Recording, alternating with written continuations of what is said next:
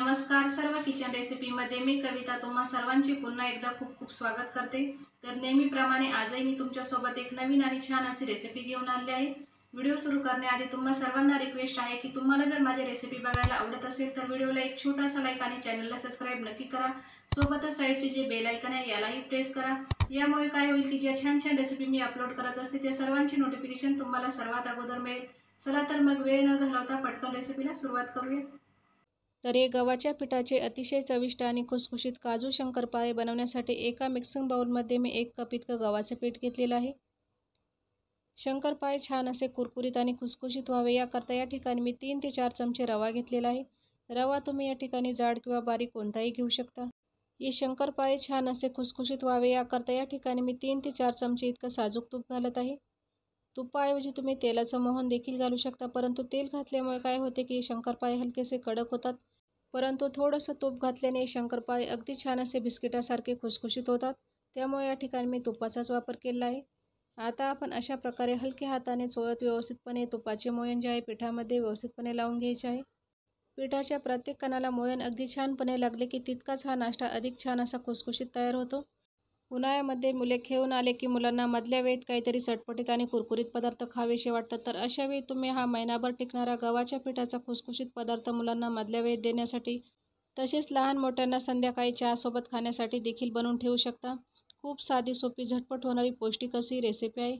आता आपण यामध्ये अर्धा चमचा मीठ टाकून घेऊ। सोबतच या ठिकाणी मी अर्धा चमचा ओवा आणि अर्धा चमचा जिरं घालत आहे।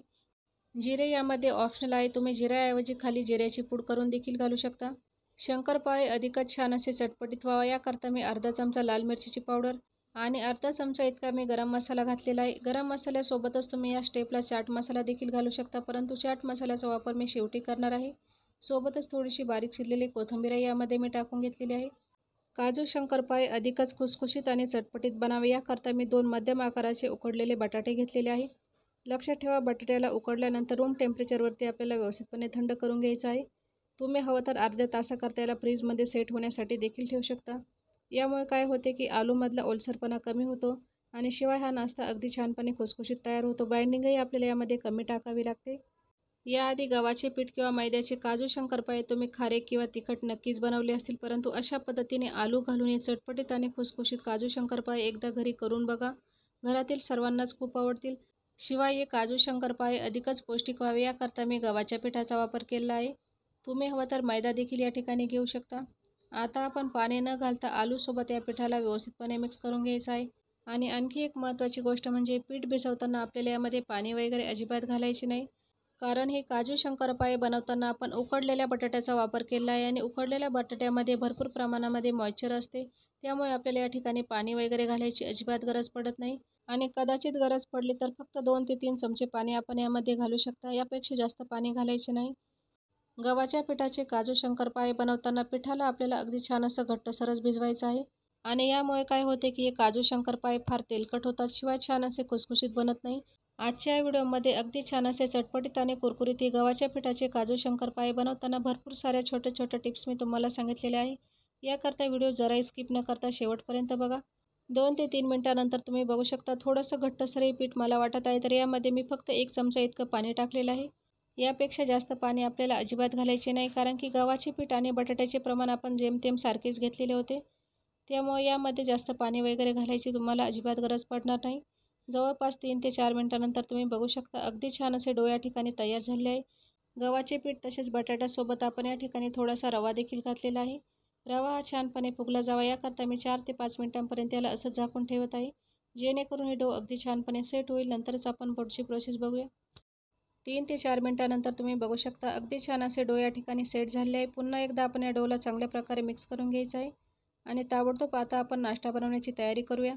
याकरता मी संपूर्ण डो एकदाच घेत आहे, तर बघा अशा प्रकारे या डोला हातावरती गोल फिरवून घेतलेला आहे। किचन प्लॅटफॉर्मला व्यवस्थितपणे स्वच्छ करून घ्यायचे आहे आणि यावरती आपण थोडंसं सुकं पीठ घालून याला व्यवस्थितपणे लाटून घ्यायचं आहे। काजू शंकरपाळे छान असे खुसखुशीत व्हावे याकरता या चपातीला आपल्याला जास्त पातळ न करता हलकंसं जाडसरच ठेवायचं आहे।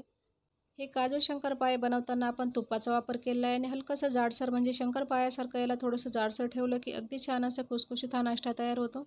तुम्ही हवं तर पोळपाटावरती किंवा एखाद्या चॉपिंग बोर्डवरती याला 2 किंवा 3 बॅचमध्ये देखील लाटू शकता। परंतु मी असं न करता एकदाच याची चपाती लाटून हा नाश्ता बनवणार आहे. म्हणजे जास्त मेहनत न घेता कमी वेळेमध्ये भरपूर सारे आपण काजू शंकरपाळे एकदाच तयार करू शकतो. तर बघा अशा प्रकारे हलकंसं मी जाडसर या चपातीला लाटून घेतलेलं आहे. संपूर्ण चपाती व्यवस्थितपणे लाटून झाले की आता आपण काजू शंकरपाळे बनवण्यास लगेच सुरुवात करू. तर हे काजू शंकरपाळे कट करण्यासाठी या ठिकाणी मी छोट्या आकाराचे झाकण घेतलेले आहे. म्हणजे औषधाच्या बाटलीचे जे झाकण असते ना, त्याला मी स्वच्छपणे धुवून याचा वापर केला आहे. तुम्ही हवं तर स्प्राईट किंवा पाण्याची बॉटल असते तिचे झाकण देखील घेऊ शकता. परंतु या औषधाच्या बाटलीचे जे झाकण आहे ना, त्याला हलकीशी धार आहे, त्यामुळे अगदी छान असे पटपट हे काजू शंकरपाळे कट होतात. आणि बघा मस्त असे काजू शंकरपाळे या ठिकाणी दिसत आहे. चपाती हलकीशी जाडसर लाटली की अगदी छान असा शेप या काजू शंकरपाळ्यांना देता येतो. तुम्ही जर चपाती पातळ लाटली तर याचा शेप इकडे तिकडे होऊ शकतो, त्यामुळे हलकंसं जाडसरच याला लाटायचं आहे. 2 मिनिटानंतर तुम्ही बघू शकता अगदी छान असं संपूर्ण काजू शंकरपाळ्यांना मी व्यवस्थितपणे कापून घेतलेलं आहे. तर आता आपण याला लगेचच फ्राय करून घेऊ. याकरता मी गॅसवरती तेल अगोदरच गरम होण्यासाठी ठेवलेले होते. तर आता आपण संपूर्ण काजू शंकरपाळे एकदाच तेलामध्ये टाकून घेऊया. तुम्ही हवं तर 2 बॅचमध्ये देखील याला फ्राय करू शकता, परंतु माझ्याकडे तेलही थोडेसे जास्त होते, शिवाय कढई मोठ्या आकाराची होती, त्यामुळे मी एकदा संपूर्ण शंकरपाळे फ्राय करून घेत आहे. आणि आणखी एक महत्त्वाची गोष्ट म्हणजे काजू शंकरपाळे फ्राय करताना सुरुवातीला गॅसची फ्लेम हाय करून तेलाला अगदी छान असं गरम करून घ्यायचं आहे. आणि शंकरपाळे तेलामध्ये टाकले की गॅसची फ्लेम आपल्याला लो टू मिडियमच्या मध्ये ठेवायची आहे. लो टू मिडियम फ्लेमवरती साधारणतः 7 ते 8 मिनिटांपर्यंत अगदी छान असं खमंग खुसखुशीत होईपर्यंत याला फ्राय करून घ्यायचं आहे. तुम्ही जर हे काजू शंकरपाळे हाय फ्लेमवरती फ्राय केले तर ते वरच्या साईडने पटकन लाल होतात, शिवाय आतमध्ये कच्चेच राहतात आणि थंड झाल्यावर लवकर नरम पडण्याची देखील शक्यता असते. त्यामुळे गव्हाच्या पिठाचे काजू शंकरपाळे बनवताना आपल्याला नेहमी लो टू मिडियम फ्लेमवरतीच याला फ्राय करायचं आहे, जेणेकरून अगदी छानपणे रंग न बदलता खमंग आणि खुसखुशीत तयार होतात. अधूनमधून आपण अशा पद्धतीने हलवत राहायचं आहे, जेणेकरून हे दोन्ही साईडने अगदी छानपणे फ्राय होतील. नेहमी तेच महागडे चिप्स, कुरकुरे किंवा बिस्किट वगैरे खाऊन मुलांचे आरोग्य नक्कीच बिघडते. त्यामुळे मुलांचा हट्ट पुरवण्यासाठी गव्हाच्या पिठाचे काजू शंकरपाळे तुम्ही एकदाच बनवून महिनाभर स्टोअर करून ठेवू शकता. जवळपास 7 ते 8 मिनिटं झाले आहेत आणि अगदी छान असे काजू शंकरपाळे या ठिकाणी तयार झाले आहे. याच्या आवाजावरूनच आपल्याला समजते की मस्त असे काजू शंकरपाळे खुसखुशीत आणि कुरकुरीत झाले आहे. तर आता आपण याला अधिकच चटपटीत करण्याकरता या ठिकाणी मी मिक्स मसाल्यामध्ये टाकत आहे. मिक्स मसाल्यांमध्ये अर्धा चमचा लाल तिखट, अर्धा चमचा चाट मसाला आणि थोडंसं मीठ यामध्ये मी टाकून घेतलेलं आहे. तुम्ही हवं तर तिखट न घालता फक्त चाट मसालाच यामध्ये घालू शकतात. मस्त असे गव्हाच्या पिठाचे खमंग खुसखुशीत काजू शंकरपाळे मुले आवडीने खातील. तर ही रेसिपी तुम्ही घरी नक्की ट्राय करा. रेसिपी कशी वाटली मला कमेंट बॉक्समध्ये सांगा. सोबतच अशा नवनवीन अचूक आणि प्रमाणबद्ध रेसिपी बघण्यासाठी सर्व किचन रेसिपी आपल्या चॅनलला यूट्यूबवरती सबस्क्राईब करा. चला तर मग पुन्हा भेटूया अशाच एका छानशा रेसिपीसोबत.